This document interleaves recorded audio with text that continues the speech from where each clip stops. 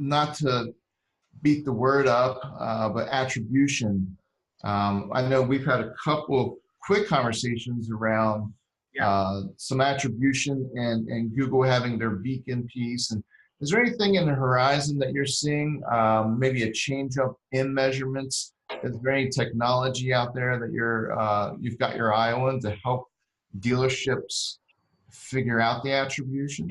I mean, I stand by everything I said the last time I came on, one of the first times I came on, where I talked about the realities of attribution. I think what I said then is basically happened. Google is taking it over. It's impossible to really do it without, outside of that ecosystem. So I think what you're seeing is platform level attribution now. That's kind of like super platform level attribution, like Amazon, obviously Google, and we'll probably see some stuff with partnerships, between companies that are now acquired by larger companies, right? Where within those ecosystems, it can work, but these ecosystems are not going to share the unique identifiers across these super platforms.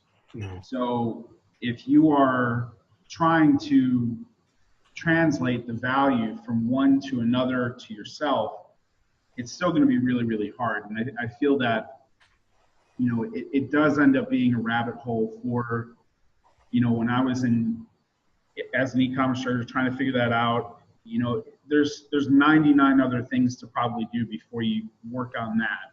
And I still feel strongly about that. In terms of, if you're a dealership and you're trying to really focus on something that can add an incredible amount of value, it is having unbelievable data hygiene and, data accuracy in your store. So let's just assume that a year to 2 years from now, there's a solution out there for attribution. Let's just say that it works perfect. The thing that you're going to need to have is the most accurate sales, service, and CRM data in those core systems for it to work, for the identity resolution to work.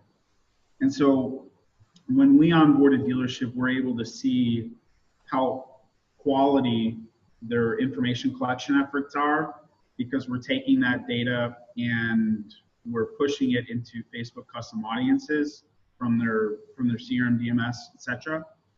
And the match rates, are typically above 90%. But for some dealerships, it can be quite poor because of F&I best practices that they're not following in terms of making sure that it's in the DMS, actually having all of their sales and leads in the CRM versus just bypassing it in the DMS. Like, I still think that those core things are essential and really just aren't discussed. And it's not fun to talk about. Like, let's set up data hygiene in your dealership. That's like literally the most boring thing in the world